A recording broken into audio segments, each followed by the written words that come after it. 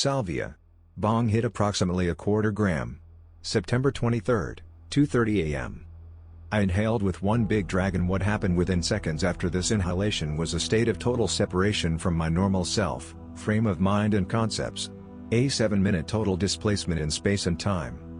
What happened was completely absurd, yet I shall try to condensate the experience in the rational mold of words. First of all, it was as someone had zipped open reality, from the upper right corner of my periphery towards the left down corner, by means of a grotesquely big zipper. In what was uncovered, I was no longer connected to my personality nor reality, though after a while I did have some recollection and reflection about how it usually was. The borders of normal reality, of my own room, were still visible but no longer conceptually connected to their normal function, name nor familiarity. No, now these things were part of a strange vision which I was. The several little rectangular edges of this zipped open reality became the pointed edge of a big key which someone, me, was holding up towards the front yard of a house, mine, gesturing towards two people, my parents, asking them if they needed this key. I didn't feel like I was one of these persons, even not the one out of whose eyes I was witnessing the scene. Nor did I feel but vaguely connected to these people. They seemed the parents in the house and the memory of somebody else. And this was of the greatest importance, that this scene was a memory, because I did feel like I was this memory or this thought. The vision kept repeating itself like a frenzied video loop, sliding downward like a 5mm spool holding but the same frame. That of a guy gesturing a key towards a house and two people while asking the same question over and over again. Yet there was happening something else. I, as being this thought, was traveling swiftly away from the conscious perception from this person which I had been into the realm of the unconscious to be stored on my proper place with all the other thoughts and memories. Apparently not only with the thoughts and memories of this one person only, no, with those of a whole bunch of people, maybe a whole race.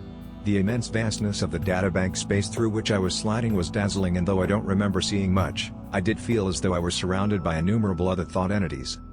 Out of this, I could conclude that we as humans are not isolated minds, but connected through a large web of thoughts and thought structures of the sum of all our individual specimen. Thus that it shouldn't be impossible to by some way consult other people's thoughts and memories.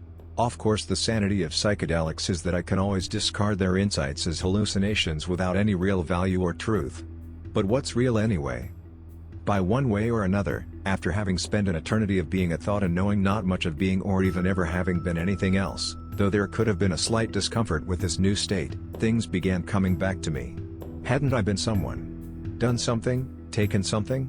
In a room, in a bed, slowly, thus the contrary of the come up, which blew away my neocortex, things began dawning. At first I must say I wasn't prepared to come back, as I began realizing some things and again seeing some of reality as it should be. I was reluctant to return without knowing something more of what had happened to me. So I willed the thing I had become into rest, somewhere in between where I had been and where I should be, and there I saw them. I know that it sounds silly and that it is a bit endangering to the seriousness of this report, but they resembled the most little gnomes, complete with pointed hats. I could see them standing behind the fold of the no longer zipped, but curled open reality, and they were busy. It was if they were working reality, making sure that the person sitting there, me, was getting an appropriate look at what he should see. They were getting in thoughts and memories from everywhere, editing and cutting them right size. They were taking the stuff where things are made of, abstract-looking colors and forms, actually first taking apart the vision which I had been all this time but no longer really was, and crumbling it into raw pieces, reality-building material. They began rearranging them back in place so it looked again like my room, complete with memories and feelings attached to every object and pattern. Wonderful creatures, I only got a too short look at. After all this I got settled fully into myself again and noticed that 7 minutes had passed. At this point in the trip I was just glad to be back and didn't understand nor remember much of what had happened, though I knew something had.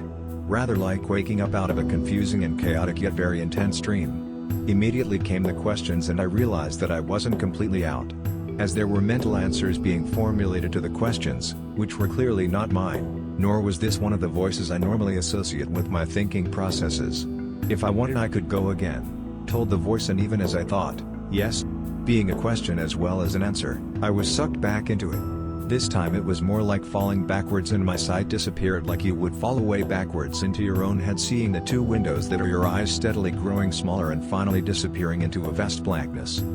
The best way to describe it is as an out-of-body experience. My soul or essence spun out of its normal habitat. Not more than 2 minutes later I was back with no recollection at all of what had happened in these 2 minutes. Yet the conversation between myself and the other kept going and I was allowed to go in and out the state, which began with a fall numerous times, while trying to find out what was happening. In total this held on for about an hour, after which I think I fell asleep. The difficult part in this time was trying to take with the conscious me to follow into that other place. I bit into it and was headstrong to succeed.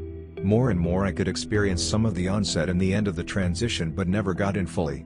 The other place surely felt familiar, it was a nerve feeling. I knew that I had always been there and I would always be, and this was just fine, just how things should be. I recognized this sensation from some intense mushroom experiences where I have, to my opinion, penetrated into a more complex, more profound and a deeper state of being which seems to hold close relation to the essence of our race, where we came from and where we are going. As in the past I hadn't found it easy to reach this state, right shrooms, dosage, setting and evolution of the trip is required, and certainly not while being fully conscious and being able to take back something, though I had succeeded a few times. I was amazed at the swiftness of what I had already reached with this herb, this only being my first experiment on its premises. I couldn't put the idea of deep meditation out of my mind as I had just been reading a book on the various meditating methods and phases as described by the different meditation schools. This is where these guru guys are talking about, I thought. This is the place where you can witness your own train of thought, as an outsider, while being part of a greater logos. I have to get to the bottom of this.